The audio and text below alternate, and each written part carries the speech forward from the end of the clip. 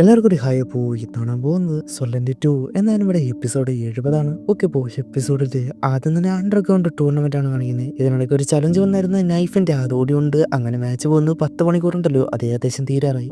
കായിട്ട് ഉണ്ടാക്കി കഴിഞ്ഞാൽ അതൊരു ക്യാപ്ചർ ഹാൻഡ് പോലെയാണ്. അതുപോലെ പലരും ഉണ്ടാക്കി കഴിഞ്ഞു, കാനൂൺ പോലെ അങ്ങനെ എന്തൊക്കെയാ. യുഹാവ് ഇതുവരെ കംപ്ലീറ്റ് ആയില്ല. 10 സെക്കൻഡ് കുറഞ്ഞു വരുന്ന ടെൻഷനായി. എന്നാൽ 1 സെക്കൻഡ് ആയപ്പോൾ തന്നെ അവനും കൈവക്കി. അതുണ്ടാക്കിയത് ജഡ്ജ്മെന്റ് ഷീൽഡ് എന്ന ഒരു വെപ്പണായിരുന്നു, അല്ലെങ്കിൽ സോൾ ടൂൾ ആയിരുന്നു, സോൾ ഗൈഡിങ് ടൂൾ. ടൈമിങ് അവന് കൊടുത്ത ഒരു പുതിയ സ്കില്ലുണ്ടല്ല, അതിന്റെ വേറൊരു രീതിയിൽ നിന്ന് കൂട്ടാം. അതുകൊണ്ട് അവനെ കളിയാക്കുകയാണ് മറ്റവൻ. ഇത്ര നേരം കൊണ്ട് ഉണ്ടാക്കിയത് ഒരു ഷീൽഡാണല്ലോ, ഞാൻ അപ്പോൾ ജയിച്ചു. അതിനുശേഷം അവൻ ഉണ്ടാക്കിയത് ചെക്ക് ചെയ്ത് ജയിക്കുന്നതാണ്. യുഹാവിനെ പറ്റി അവിടെ ഉള്ളവര് കുറച്ച് അന്യോണായവർ സംസാരിക്കുന്നുണ്ട്. കാരണം ഇവർ സൺസെറ്റ് വാട്ടർ ഡിവിഷൻ എന്ന ഗ്രൂപ്പിന് വേണ്ടിയാണ് മത്സരിക്കുന്നത്. ഞാൻ വിചാരിച്ച് ശിശു അലയൻസിന് വേണ്ടിയായിരുന്നു. ആദ്യം കൈട്ടു അവന്റെ സോൾ ടൂൾ വെച്ച് ഓപ്പോണന്റിനെ അറ്റാക്ക് ചെയ്ത് അവനെ അടിച്ചു വീഴ്ത്തി. അവനെ കൈട്ടു സെലക്ട് ആയി. അടുത്ത് 96 അവന്റെ സോൾ ടൂൾ ഉപയോഗിച്ച് തോൽപ്പിച്ചു സെലക്ട് ആയി. അത് കഴിഞ്ഞ് യുഹാവ് 98. യുഹാവ് എടുത്ത ആ സോൾ ടൂൾ അതുകൊണ്ട് ആ മാസ്ക് ഇട്ട ആൾ അതിശയിച്ചു പോയി. കാരണം അത് നോർമൽ പോലെ ആണെങ്കിൽ 17 സോളറ അതിലുണ്ട്. നോർമൽ ഒരാൾക്ക് ഇങ്ങനെ ഒന്നും ഉണ്ടാക്കുന്നത് അത്ര ഇമ്പോസിബിൾ ആയ കാര്യമല്ല,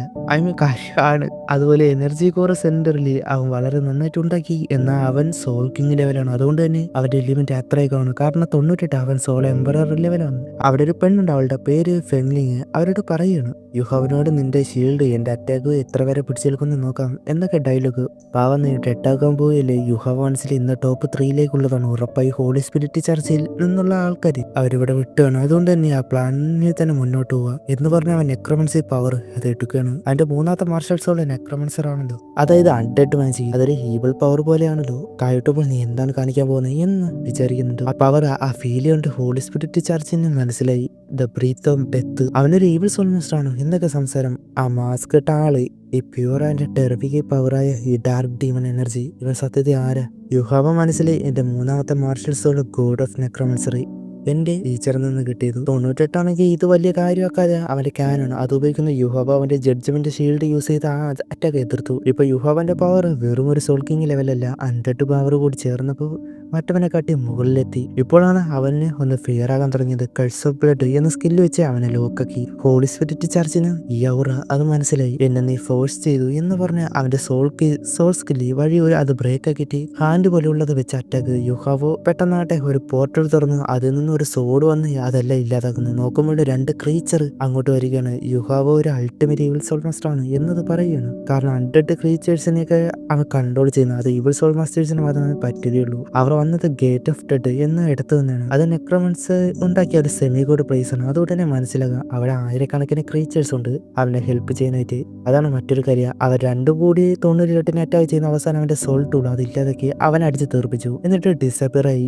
യുഹാവോ വന്നിട്ട് ഇത് മതിയോ എന്ന് പറഞ്ഞിട്ട് മാസ്ക് എടുത്തു. അവന്റെ ടെറിഫിക്കായ ഹൗറ അതുകൊണ്ട് അവന് തോൽവി സമ്മതിക്കാണ്. അങ്ങനെ നോർമലായി എങ്കിൽ അവൻ ആ നൈഫ് വെച്ച് കൊല്ലാനായിട്ട് വന്ന് അത് യുഹാവ ഷീൽഡ് പോലെ ആ ജഡ്ജ്മെന്റ് ഷീൽഡ് അതിലാ എനർജി കൂടി അവിടെ വെച്ച് തടഞ്ഞു. അതിനെ പിടിച്ച് 98 നേരെ തീർപ്പിച്ചു. ആ നൈഫ് അവന്റെ അടുത്തെത്തി. അപ്പോൾ തന്നെ അത് നിർത്താനായിട്ട് പറയുകയാണ്. അങ്ങോട്ട് ഒരാൾ വരുന്നുണ്ട്, ആ മാസ്ക് ഇട്ട ആൾ. അവൻ തോറ്റു. നിങ്ങൾ ആരാണെന്ന് ചോദിക്കുമ്പോൾ ഞാൻ അവന്റെ ടീച്ചർ. അവന്റെ നിന്ന് നൈഫ് വാങ്ങിച്ചിട്ട് അവന്റെ ജീവന് വരെ മറ്റേ ഇത് തരുന്നു എന്ന് പറഞ്ഞു കൊടുത്തു. ഓർഡിനൻസ് എല്ലാം അതിശയിച്ചിരിക്കുകയാണ്. ആൾ വന്നിട്ട് സൺസെറ്റ് വാട്ടർ ഡിവിഷന് വേണ്ടി മത്സരിക്കാൻ പോകുന്നത് ഇവർ 3 പേരാണ് എന്ന് പറഞ്ഞ് കായിട്ടു 96. പിന്നെ യുഹാവ അവനോട് നീ ഉണ്ടാക്കിയ ഷീൽഡ് അത് അതിശയിപ്പിക്കുന്നതാണ്, അതിനെക്കുറിച്ച് കൂടുതൽ അറിയണമെന്നുണ്ട് എന്ന് പറയുമ്പോൾ ഫൈനൽ കഴിഞ്ഞ് മീറ്റ് ചെയ്യാം എന്ന് പറഞ്ഞ് പോവുകയാണ്. അവനെ പിന്നെ റഫറി പറഞ്ഞു കേട്ട് അവർ ഇവിടെ മത്സരിക്കുന്നത് അത്യാവശ്യം പൈസ റയറായ മെറ്റൽസിന് വേണ്ടിയാണ് എന്ന് പറയുമ്പോൾ അവർക്ക് വേണ്ട എന്താണോ അത് മുഴുവൻ കൊടുക്കാം എന്ന് പറയുന്നുണ്ട്. അവിടെയുള്ള വൈസ് ലീഡറായ ഫെങ്ലിങ്ങിനോട് അവനെ പോലുള്ളവരാണ് നമ്മുടെ ലീഡറായിട്ട് ആവശ്യം. ഫെങ്ലിങ് ശരിയാണ്, ബെസ്റ്റ് ആയിട്ടുള്ളവരെ മാത്രമേ റിക്രൂട്ട് ചെയ്യൂ, ഇല്ലെങ്കിൽ എന്ന് മാത്രം പറഞ്ഞ് ചിരിക്കുന്നു. അത് കഴിഞ്ഞ് യുഹാവ കായിട്ടുപോയ ആ എൻഗ്രാവിംഗ് നൈഫ് അത് കൈഡോന് കൊടുക്കണം. അവന്റെ കയ്യിൽ സോൾ ഓഫ് ലൈഫ് ഉണ്ട് എന്ന് പറയുന്നുണ്ട്. വാങ്ഡോങ് അപ്പോൾ യുഹാവനോട് അപ്പോൾ നിന്റെ റിയൽ പർപ്പസ് അണ്ടർഗ്രൗണ്ട് കോൺടെസ്റ്റിൽ പാർട്ടിസിപ്പേറ്റ് ചെയ്ത് ഹോളി സ്പിരിറ്റ് ചർച്ചിലേക്ക് നുഴഞ്ഞു കയറാനായിരുന്നു. അതായത് എല്ലാവരും ഒന്ന് ഷോക്കായി. നീ എന്ത് പറയുന്നു എന്ന് ചോദിക്കുമ്പോൾ അവള് സമ്മതിക്കുന്നില്ല. ഇന്ന് കാണിച്ചത് അത് അവന്റെ ഇല്യൂഷൻ ആണെങ്കിൽ കൂടി ഈവിൾ സോൾ മാസ്റ്റേഴ്സ് ചെയ്യുന്നതും അവനും തമ്മിൽ ചെയ്യുന്നതും ഒരു വ്യത്യാസമില്ല, അഥവാ അവർക്ക് മനസ്സിലായ എന്ന് പറഞ്ഞിട്ട് സമ്മതിക്കുന്നില്ല. യുഹാവതിന് അവന് ഈ ചുരു ചാൻസ് ഉപയോഗിച്ച് മാത്രമേ അവരെ പറ്റി അറിയാൻ കഴിയൂ. അവരുടെ സ്ട്രെങ്ത് എത്രയെന്ന് മാത്രമല്ല അവർ എത്രത്തോളം മിസ്റ്ററി എന്നതും അവർ ചെയ്യുന്ന അറ്റാക്ക് ഈ കോണ്ടിനെന്റിൽ തന്നെ ഇല്ലാതാക്കാൻ കഴിയും. പിന്നെ എന്നെ നിനക്ക് വിശ്വാസമില്ലേ? ഞാൻ ഈ യുഹാവനെ സപ്പോർട്ട് ചെയ്ത് പറയുന്നുണ്ട്. ഷൗഷു വാങ്ങാണ്ടപ്പോൾ ഞാൻ സമ്മതിക്കാം. അപ്പോൾ അവരെ എനിക്കൊരു പ്രോമിസ് തരണം. എന്താണെന്ന് ചോദിക്കുമ്പോൾ ഡെഡ് ആകരുത്.